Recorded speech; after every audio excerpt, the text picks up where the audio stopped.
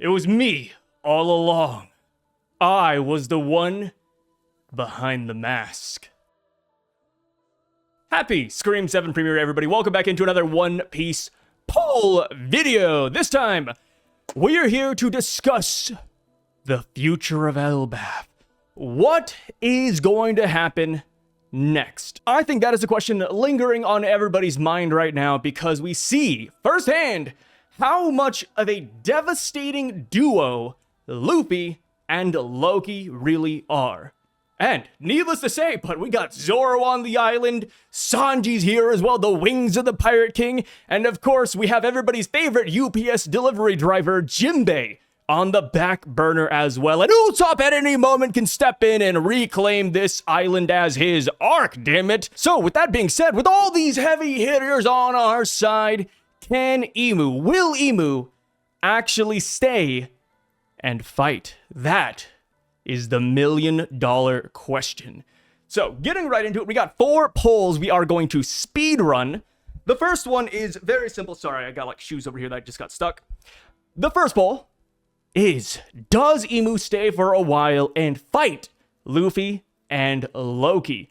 The reason I asked this is because I had a couple of people in the comment section of the last video saying that in light of Nidhogg's appearance here in Elbaf, and because Imu was so shocked by it, he is going to strategically retreat.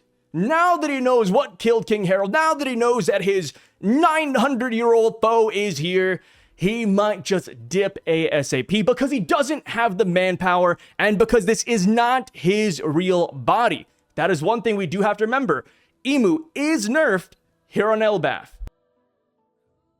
So I threw up the poll, and as you can see right here, of course, we only have 5 hours of polling done, but out of around 2,000 votes, 73% of people believe that Imu will stay and fight for a little bit, while 27% believe that he is going to go home next chapter. So, in my personal opinion, in my headcanon, I really want Imu to stick around and show Luffy and Loki that there's levels to this shit. Yeah, that is right. While Luffy and Loki are very, very, very powerful, probably both top 10, right? We gotta show them not to mess with the person who's been ruling the blue planet for the past 900 years.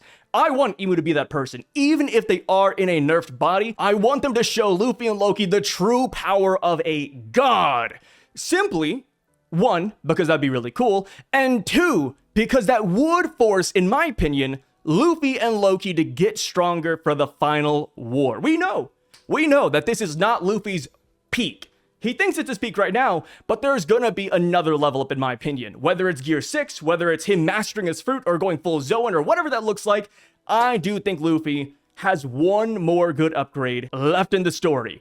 And before Luffy gets a new upgrade, he does have to hit some sort of wall, some sort of power cliff. And in my opinion, Imu is the perfect person to push Luffy to that extent.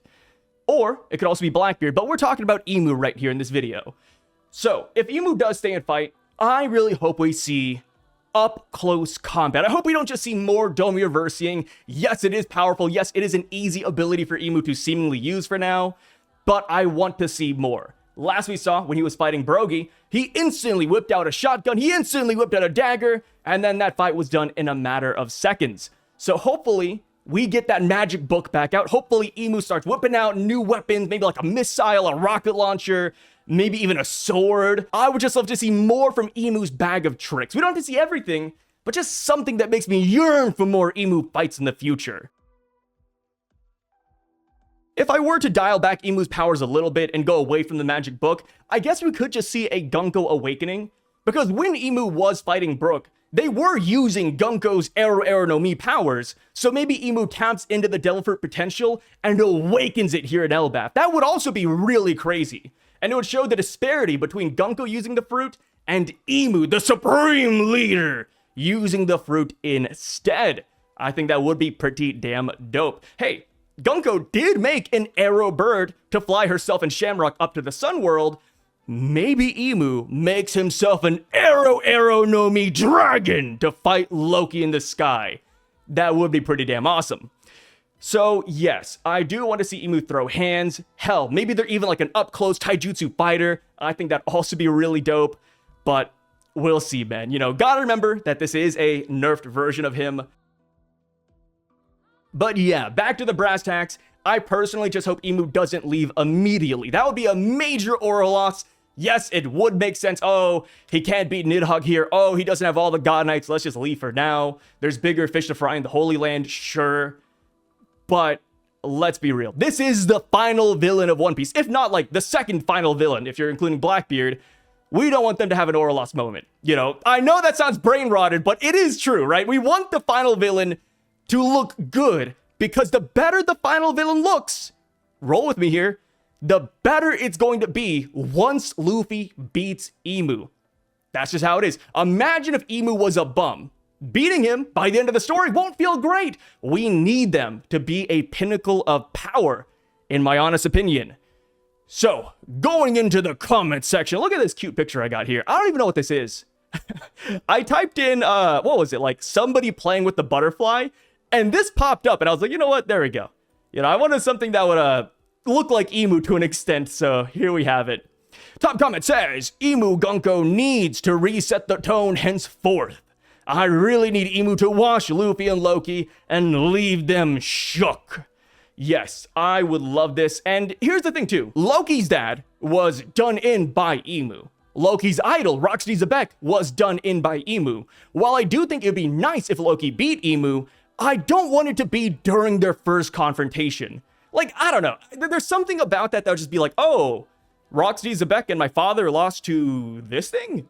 And Loki's over here like blasting him away like Team Rocket. Yeah, we need Emu to be that powerhouse in my opinion. And I would love this. I'm not saying Emu has to win in Elbaf. I just think they have to leave while looking good. Like maybe they exchange a couple of blows. Maybe Luffy and Loki do a couple of attacks like at God Valley where they all performed attacks on Emu and nothing worked. I think we just need something in that vein. This says Emu definitely fights a little bit. He tests out how he would fare against Loki in preparation for the final war. This could be what it takes for Emu to whip the God Knights into Giga Chad look maxers. Oh, I wish, dude. I really wish. See, my thing is that Emu has seemingly been giving powers to all the God Knights via the contracts in the Mark of the Abyss, right? Who's to say Emu doesn't dial it up and just make Sommers absolutely cracked? And hell, if Gunko's possession does not work out, maybe Emu takes over St. Sommers. Imagine that, right? Imagine a strong, evil version of Sommers, even more heinous than the Sommers we have currently. I don't know how people would feel about that, but it is in the cards, you know? Emu has possessed Harold, or at least controlled him, and then on the other end, Emu possessed Gunko and St. Saturn. I do not think Sommers should be exempt from that list. But we'll see, right? The thing with Emu is that we still do not know how their powers work. Some people think that Emu has a devil fruit. Some people think Emu has magic. Some people think that it's a void century possession. We have no idea. Even with Domir Reversi, it's like, brother, we think we know how it works. We know some things about it, but in reality, it's still a giant question mark, right? We're going into all of these polls and questions with just a little bit of information. And that is why I like poll videos. You know, I love poll videos because we have a chance to talk about a myriad of possibilities, right? I love talking about X, Y, Z, W, even things that contradict themselves. That is why I love reading through the comments, holding these polls just to see where everybody's at. So, this next comment says, Luffy and Loki have to show off a little bit against a worthy opponent, and Emu needs to see what he'll be up against. Again, I guess. Luffy's bounty will be raised when they realize he's become an even greater threat. I like this. Yeah, you know, I mentioned how Emu could leave the island while looking good. The same could be said about Luffy and Loki. You know, I don't want them to get absolutely dominated. We could have it to where Emu looks good, and then on the opposite end, maybe Luffy and Loki are the first people who bruise Emu. What's a great example? Like maybe we have the whole battle, Emu goes home, and then when Emu's in their regular body, they look down at their arm and it's bruised or it's cut or something. You know, it's just a small boo-boo, so Emu's like, oh my god. That's a crazy ability. I gotta be aware of those guys. That would be nice. That would pay respect to both Luffy, Loki, and Emu at the same time. This says Emu really needs to show out because the stakes are basically non-existent right now. Yeah, I mean, the stakes are pretty low. I will admit, the stakes are generally low, but I don't know. It's just tough because Emu is that guy. They should be able to do it. But like I said, I have seen some people saying, I mean, even though it's only 27% here, that is still a good number of people who just thinks that Emu dips because he sees Nidhogg. So I would love it if Oda just reinforces Emu's strength here. I think that is what I would really enjoy. But that right there is going to be left up to the dice brother. This says, Emu, in a can't lose situation. If Emu loses, well, it's just a possession of full power. And if Emu shows out, it's like, damn, imagine if Emu was actually there. This one says, he kind of has to. The only reason Emu should leave Elbaf is if they force him out of Gunko after he pushes Loki and Luffy to the brink of defeat. I would like this too. Yeah, calling back to the Gunko liberation route, we still have Brook in play. We still have Liberator Luffy in play. Gunko is currently still fighting back. There are ways to send Emu home without him necessarily losing. So yeah, that is it for this poll. I just wanted to see where everybody was kind of at. And I do agree. I do think Emu stays for at least 1, 2, or 3 chapters. And then they pull out, whether it's forcefully or willingly. Next poll, but will Loki get Domi reversied, bro? I've seen a lot of people just on this train. They're like, oh, there's no stakes. Emu is outnumbered. We have Loki here. They talked about the Sun God versus War God. We have King Harold being possessed. People are saying that Loki will get possessed too, thus recreating the Sun God versus War God battle. How do I feel about this? I hope it doesn't happen.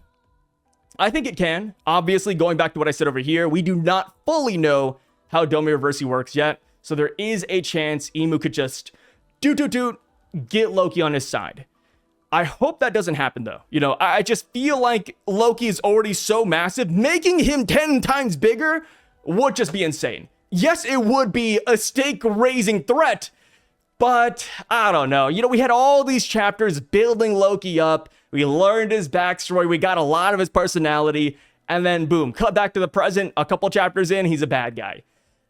Off rip, I'm just not the biggest fan of that. It could happen, right? Maybe there are ways to make it feel good. But just in my mind, I'm like, oh, no, dude, don't make Loki get Domi reversied. So as you can see right here, 30% of people believe that Demon Loki is coming, while 70% say that no, he will not get turned.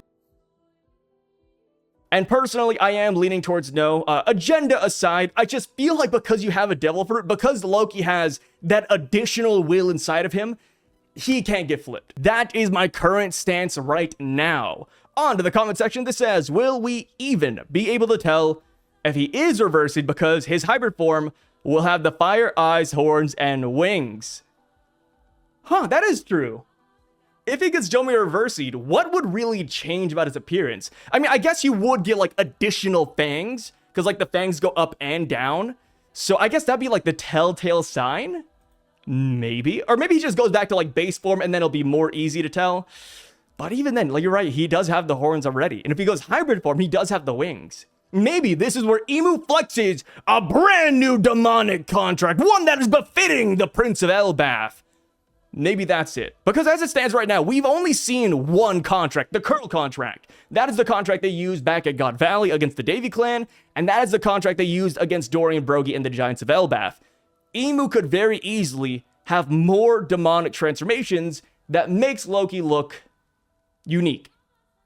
This says, I think, just like with the Odin flashback where we saw Odin lose to Kaido in the same scenario, where Luffy actually won, we'll also get another same scenario with Loki getting domied like Syvduck, but actually get freed or overcoming it. Yeah. I mean, the thing is that we have possibly the #1 counter to Domi Reversi and Emu on this island. Sun God Nika the Liberator. They don't call him the Liberator for nothing. I like to imagine if Emu is possessing you, if Emu is controlling you, Luffy is your doctor. That is the medicine, the vitamin D you need. Vitamin D, huh? And then vitamin D you get from the sun. Interesting, interesting. It's going to be Luffy. Before he remembers the lesson Shanks taught him about rage bait. Oh my god. Someone is getting Domi reversied. Okay, so like somebody named outside of the Giants of Elbaf and the fodder. Yeah, I don't know. Going back to like the whole condition thing, we don't know how it works. But one thing I found fascinating is that, to our knowledge, Emu has not Domi reversied any of the Straw Hats. We know that Emu took possession of Gonko while the Straw Hats were tied up nearby. Emu did not Domi reverse them. Is it because they can't? Or is it because they didn't think about that? And then there's Brook. Last we saw, Gonko-Emu was actually fighting Brook. Where is he? Is he Domi reversing as we speak? I guess we'll find out. Again, I don't think it's possible, but time will tell. Even if he does, Blackbeard's gonna free him from it and convince Loki to fight on his side. Okay, that's another thing too, right? I know you're not really talking about that right now, but if Emu leaves Elbaf, like let's say Emu Domi reverses Loki, and Emu goes back home to Marie Joie, like fully leaves Gonko, will Domi reverse still be active? Or because Emu is so far away, it doesn't work anymore? Because at God Valley, when Emu used Domi reverse on Rocks, Emu was still nearby while Rocks was rampaging. And then as far as who Domi reversed the Davy clan, it looked like Garling was the one who did it, and he was still nearby, by the end of it all. So I guess that's another big question. Is there a range limit to this ability? I think there is. And that kind of goes back to what Shanks was telling Gabon during the King Harold flashback.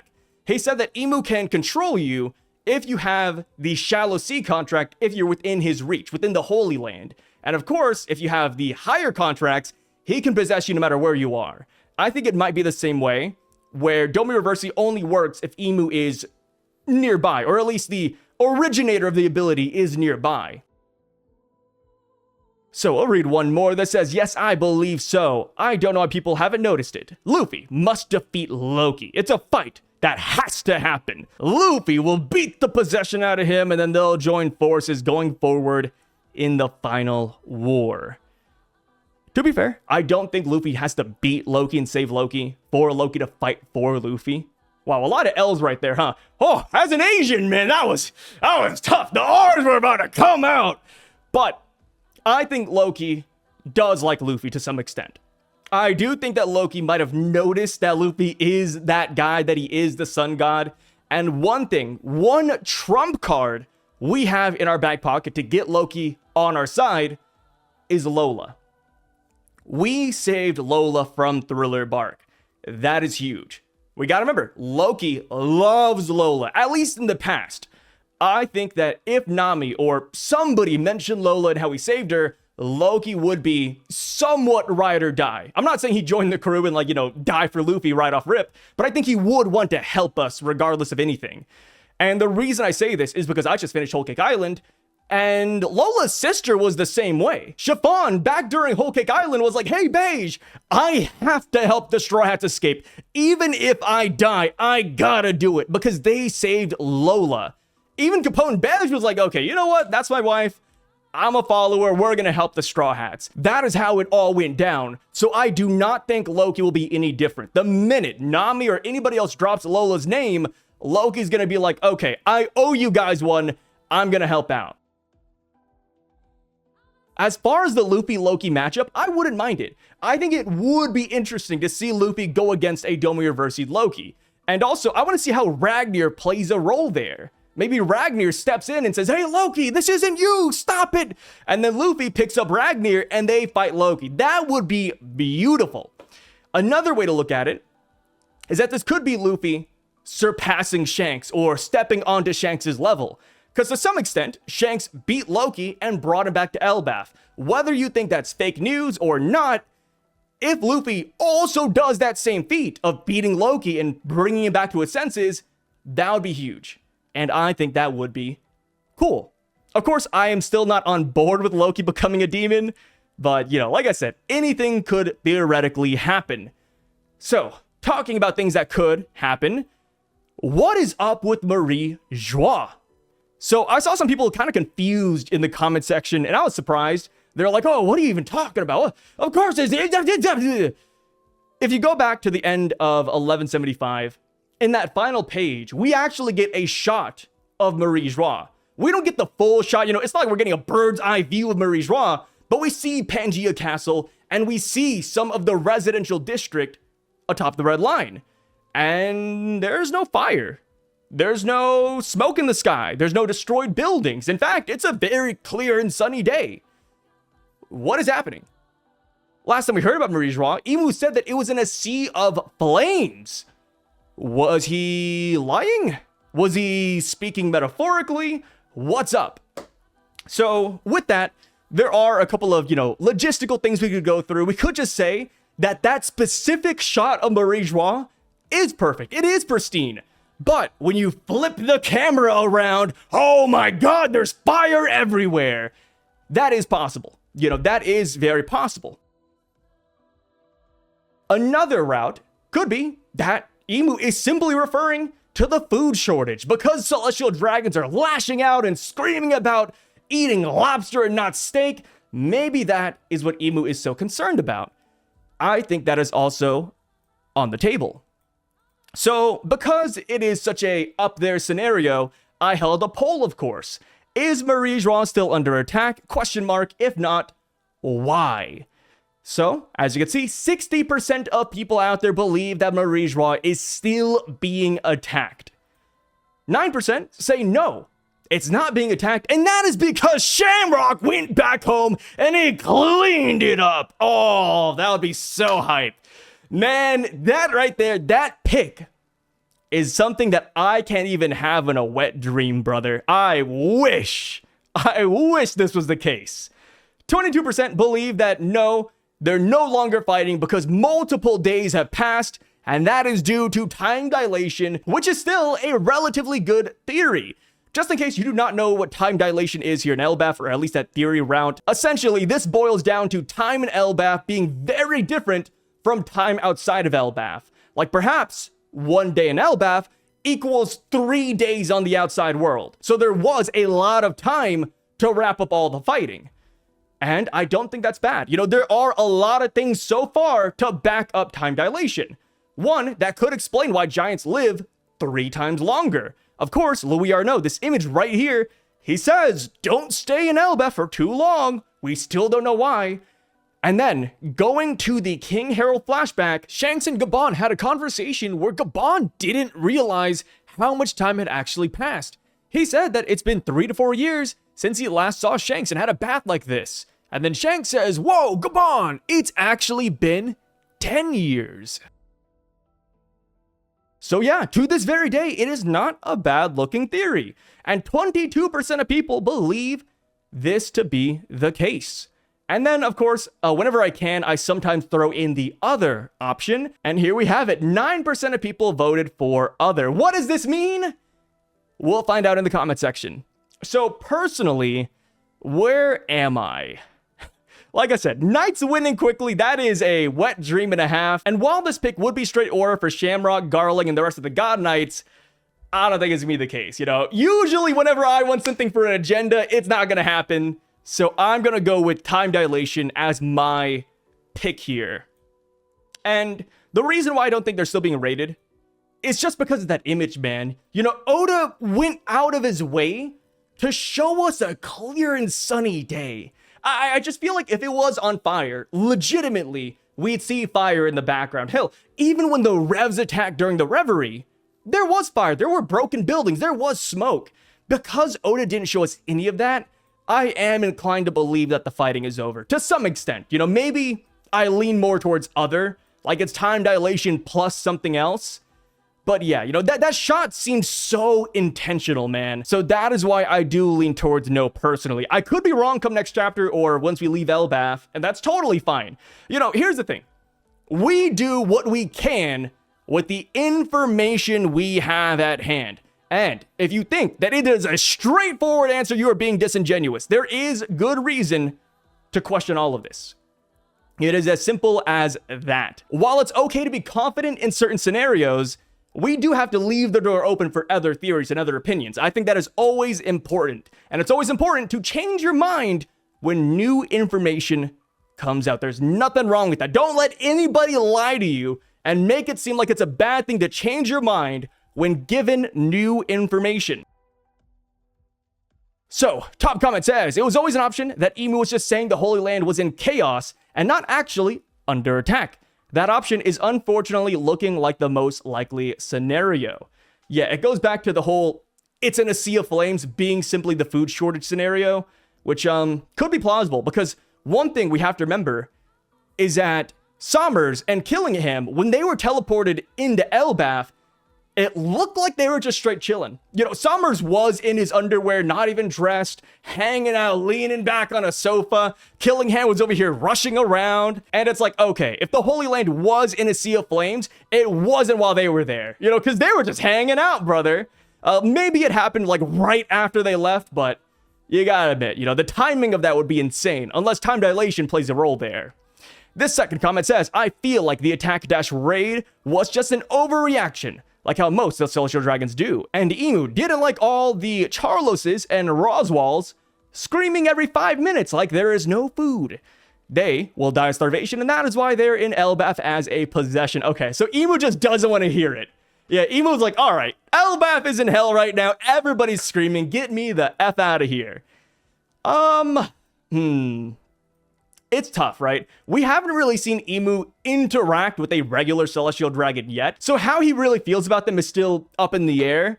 As far as like hearing about them screaming, I don't know, you know, like Emu is in a flower room. They haven't really left outside of just going to the throne room. I just feel like Emu doesn't really deal with common Celestial Dragons all too often. As far as Emu just overreacting, yeah, it kind of goes back to this top comment, and it's possible. You know, it is possible Emu is overreacting, but you gotta admit, it is the least fun answer. A fun answer would be that Dragon's up there, Blackbeard's up there, Shanks is up there, or Crossgill, or just somebody's attacking. That would be hype, and that would be a lot of fun. So hopefully that's the case, but yeah, this scenario right here could be a reality. This says, I like to think that Shamrock is just that guy and already took care of it, man. Hey, carry the torch for me, brother. Carry on my will and my agenda, please, please. Shamrock went back home and put belts to asses on whoever attacked the Holy Land, my guys. My strongest soldiers. Never give up. Never give up. Oh, man. I kind of hope Oda would cut to it, but it does seem like it's not as urgent or has been dealt with. I do hope we get to see Dragon and the Revs in action soon. Yes, that is one thing I do want to mention. Even if the Marie's Raw attack is over, like time dilation took place, Holy Knights wrapped it up, I do hope we get to see it though. Like maybe we get a flashback of the minute the raid started. I would love it. You know, I just hope we do not get that off screened. You know, we are in the final saga of One Piece. We don't have a lot of One Piece left to go. So please, Oda, don't off-screen anything. I want to see it. Let me just hang out with the story a little bit longer. This says, it's like it gets resolved so quickly that Shamrock is preparing to teleport back via the Abyss Circle. Ooh, I'd love that. Yeah, you know, Shamrock did say he'd be able to beat Loki. Oh, Loki, whether you're in chains or not, it doesn't change the facts of this scenario. It's like, whoa, Shamrock didn't know he had the Nidhogg fruit. He comes back. Does he stay true to that promise and beats Loki? Or does Loki put the BTA to him? We have no idea what's going on up there, but from what we got at the end of the chapter, it looks like everything is fine now. I guess after Shamrock came back, things got taken care of quickly, and now it's just being repaired. We will probably find out what happened at the end of the Elbaf arc. Side note, I think that Shamrock is like Loki, where he has a Devil Fruit and Devil Fruit weapon. I think so too. So far, we are 3 for 4 on Devil Fruit users. Gonko Ero no Mi, Killingham has the Kidney Devil Fruit, Sommers is the Ibe Ibe no Mi. Shamrock having a Devil Fruit, I think, just falls in line. Usually when we get groups like the God Knights or factions, they do follow some sort of thematic. So because 3 out of 4 Holy Knights have Devil Fruits, I don't think Shamrock is going to be any different. Hell, I think the rest of the God Knights will all have one as well. If Marie's Raw was not under attack right now, you would think Shamrock would be back. Maybe. But if he fought a top tier opponent like Dragon or Shanks or Crossguild or Blackbeard, then he should be spent, right? It would be crazy if he fought somebody of that caliber and said, okay, time to fight Luffy and Loki. No, no, no. Let him take some time and rest. Even with time dilation, you know, these characters, man, it still takes like a week to recover. You know, think about Luffy at the end of Wano. Took him an entire week, 2 weeks, a month or something to recover. Yeah, let him have his rest. Last comment right here that says, I think something that people didn't realize was that Emu could have been speaking in a metaphor. Yes. Yeah, so it looks like a lot of people are leaning towards metaphor in the comment section. But as far as the votes go, people do believe generally 60% that it is still being rated. And again, me personally, while I do think time dilation might have occurred, I am okay with any of these options. You know, none of these options would make me frown. Is it still being rated? Cool, we get to see it. Did the Knights win quickly? Cool, my agenda is thriving. Time dilation? Amazing theory confirmed. And also, hopefully we get a flashback of the fight. Other? Also good, you know? There is no real bad option here. I think all of these could lead to fun, more or less. Now, last poll, this will be very, very, very, very quick. Is the God of War's name Elbaf? And this is because of this panel right here back in Little Garden, where Dory says, the judgment of Elbaf, the God of War. The way this is worded makes it sound like Elbaf is the God of War's name. So I simply threw this up here, and as you can see, 68% of people believe that Elbaf was his name. 32% say no, he will have a different name entirely. Personally, where I fall on this, I am leaning towards Elbaf being his name, and because he was so strong and powerful, and because the giants stemmed from him possibly, they simply named the island after him. And of course, another name that Elbaf goes after is Warland. Maybe his name was War de Elbaf or something of the sort. And again, I've been bringing this up in every video, but just like how the Tontatos added land to the end of each of the Straw Hats' name, maybe Warland got its name in the exact same way.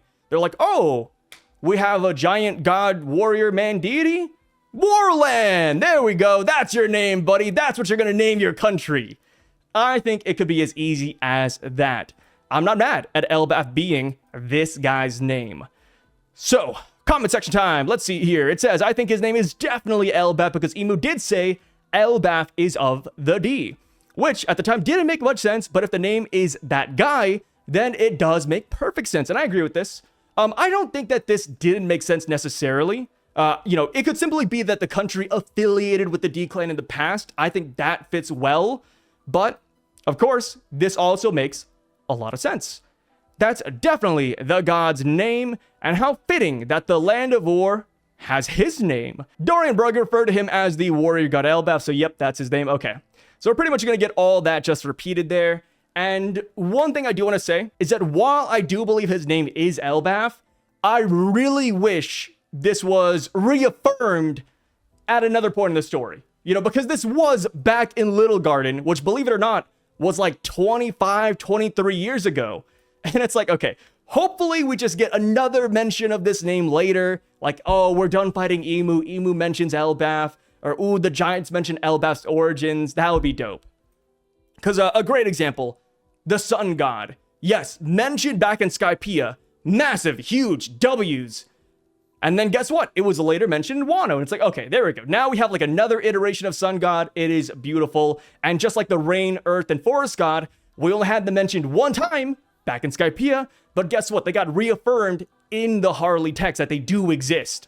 I want the same for the God of War. We need one more good mention of the name Elbaf, and I'd be a happy camper.